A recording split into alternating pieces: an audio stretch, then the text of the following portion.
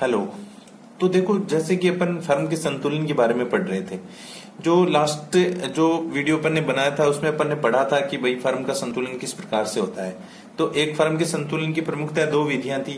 पहली विधि अपन ने पढ़ ली थी, कुल आगम और कुल लागत विधि थी।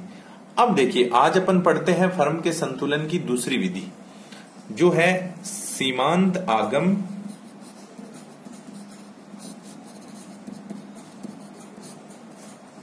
और सीमांत लागत। सीमांत आगम और सीमांत लागत विधि से कोई फर्म किस प्रकार संतुलन अवस्था प्राप्त करती है। तो ये बहुत ही महत्वपूर्ण विधि है कि इस विधि के माध्यम से ये पता लगाना कि एक फर्म कहां लाभ की स्थिति में होगी, कहां फर्म को हानि होगी। तो देखो, एक फर्म संतुलन में कहां होगी, इसकी कुछ शर्तें आएंगी इसमें कि भाई एक फर्म सीमांत आगम और सीमांत लागत विधि से किस प्रकार कौन से पॉइंट पे संतुलन की अवस्था में प्राप्त करती है। तो देखो, इसके लिए एक डायग्राम है, वो डायग्राम बनाते हैं पहले अपन।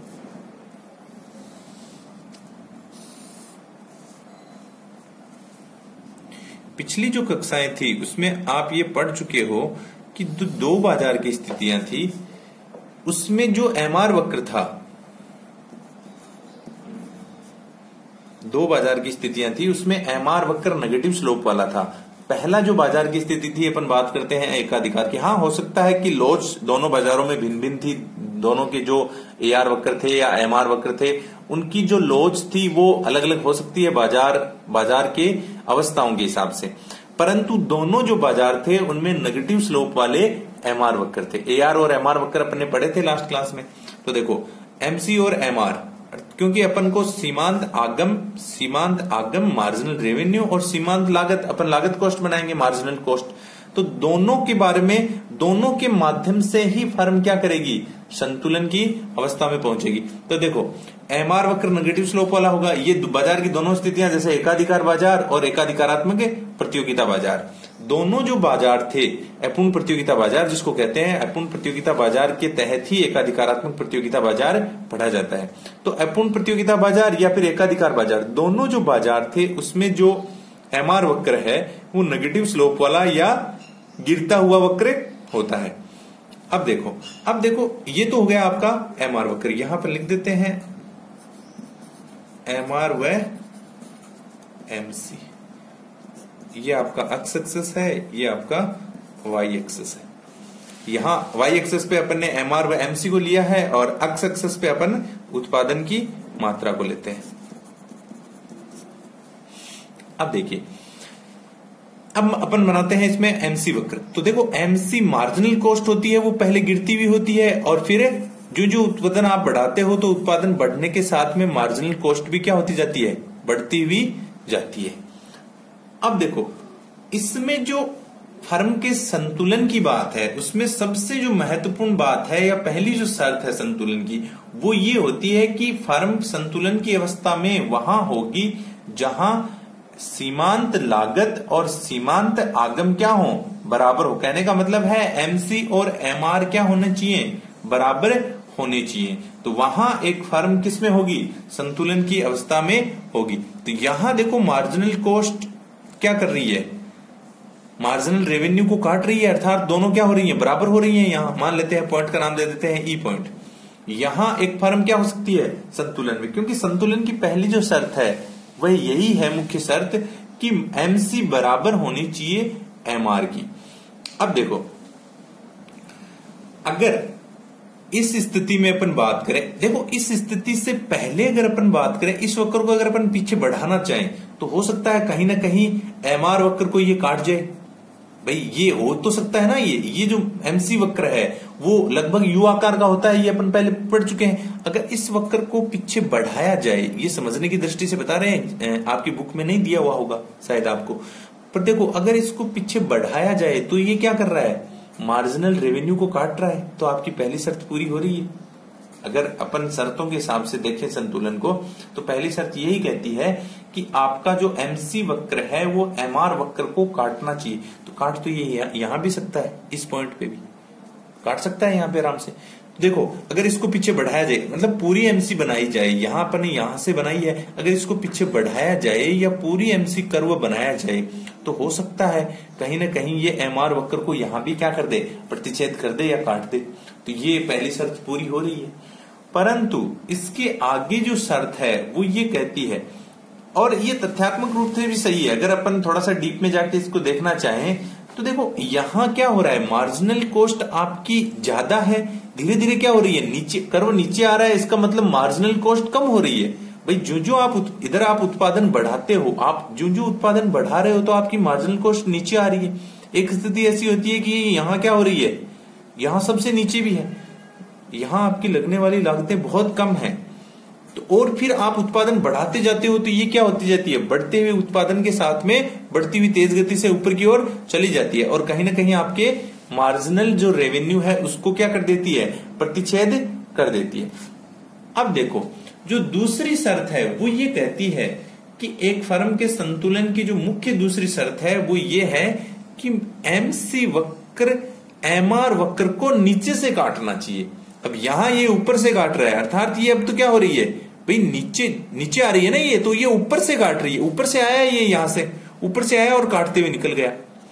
परंतु जो उत्पादन की मुख्य शर्त है वो यही है कि पहली शर्त तो ये है कि एमसी एमआर वक्र को काटनी चाहिए, या दोनों क्या होने चाहिए, बराबर होने चाहिए।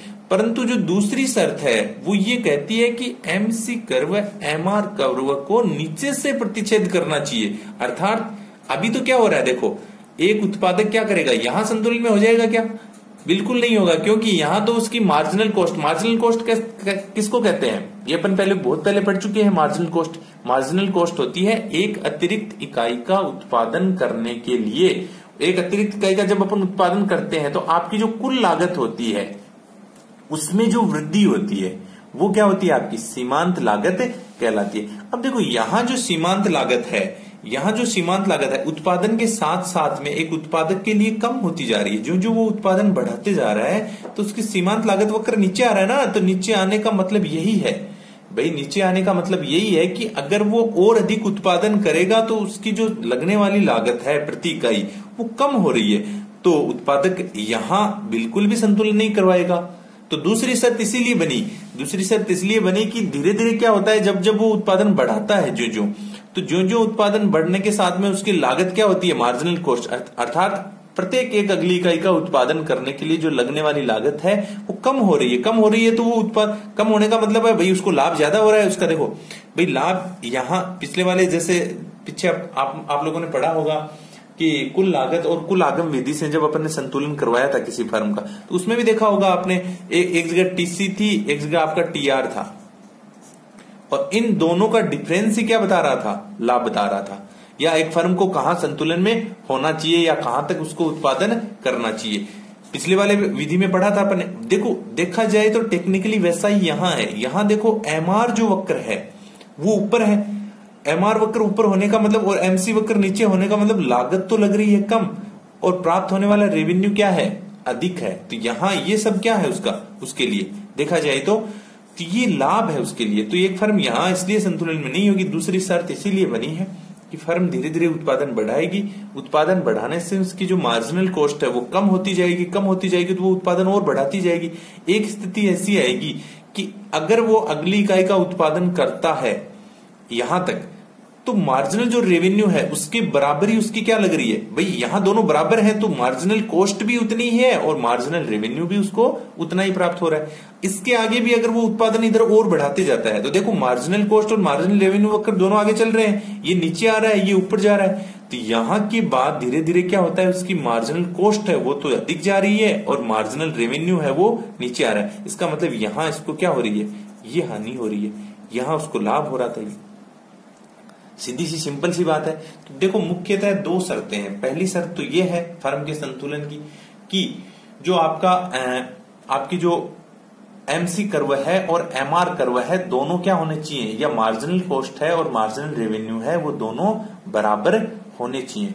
और दूसरी जो मुख्य शर्त है वो ये है कि मार्जिनल कॉस्ट या आपकी जो सीमांत लागत है वो सीमांत लागत कर्व सीमांत आगम कर्व को नीचे से काटना चाहिए। ये बहुत ही महत्वपूर्ण बात है। कई बार कंफ्यूजन ये हो जाता है कि संतुलन यही करवा देते हैं, जबकि यहां संतुलन फर्म का होता नहीं है। क्योंकि एक उत्पादक क्या होता है, विवेकशील होता है। वो तब तक उत्पादन करेगा जब तक उसकी सीमांत लागत क्या होने नहीं लग जाए, बढ़ने नहीं लग जाए। अर्थात तब तक तो वो बढ़ाता ही रहेगा जब तक उसकी सीमांत लागत कम होती जा रही है और उसको सीमांत आगम अधिक प्राप्त हो रहा है। सीमांत आगम वो होता है जैसे जिस प्रकार सीमांत लागत होती है, मार्जिनल कॉस्ट, एक अतिरिक्त इकाई का उत्पादन करते हैं तो लगने वाली लागत होती है वो सीमांत लागम है। वैसे ही सीमांत आगम है, एक अतिरिक्त इकाई को बेचने से जो आपका टीआर है, कुल आगम है, उसमें जो वृद्धि होती है, अर्थात आपको जो रेवेन्यू प्राप्त हो रहा है उसमें जो वृद्धि हो रही है उसको कौन दर्शाता है, उसको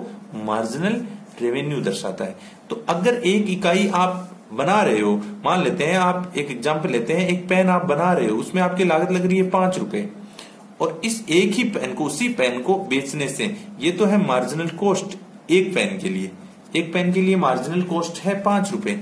जब आप एक मान लेते हैं आप 5 लाख पेन बना रहे हो और आप इसके आगे एक और पेन बनाते हो, तब आपकी मार्जिनल कॉस्ट उसमें 5 रुपए आती है। और फिर आप मार्जिनल रेवेन्यू की बात की जाए यहाँ एमआर की, उस पेन को आप बाजार में बेचते हो तो उस पेन को बेचने से आपको 6 रुपए प्राप्त हो रहे हैं। तो यहां क्या है, यहां इस फर्म को 1 रुपए का क्या हो रहा है, लाभ हो रहा है। 1 रुपए का लाभ हो रहा है क्योंकि इनका डिफरेंस क्या है, 1 रुपए है।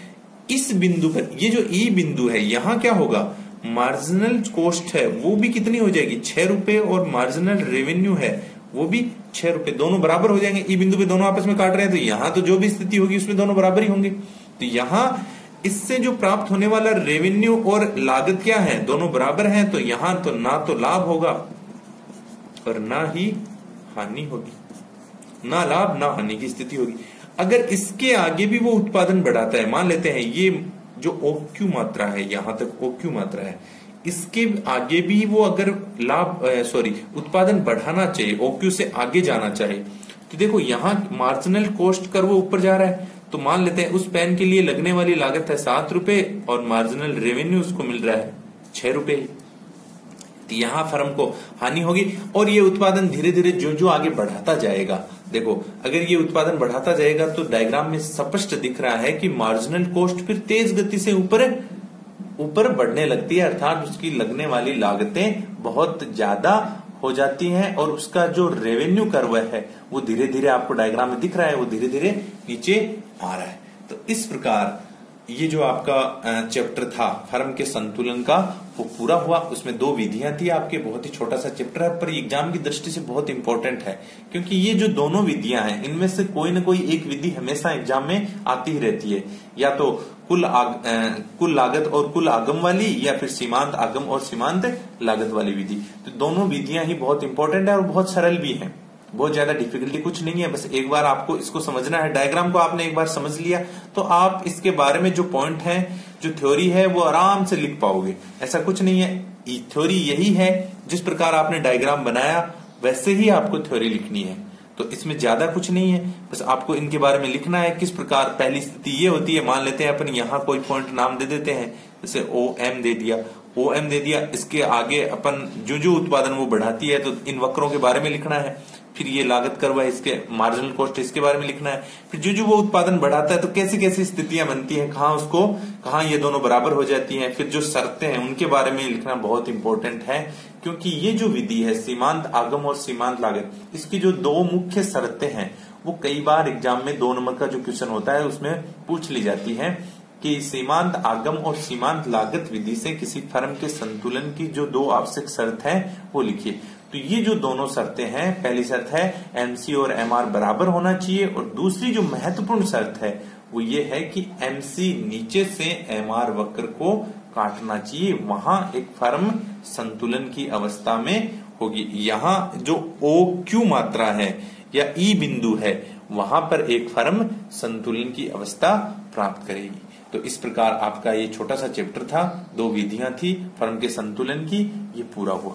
ऐसे किसी को कोई प्रॉब्लम हो तो मेरे से पूछ सकता है, ठीक है।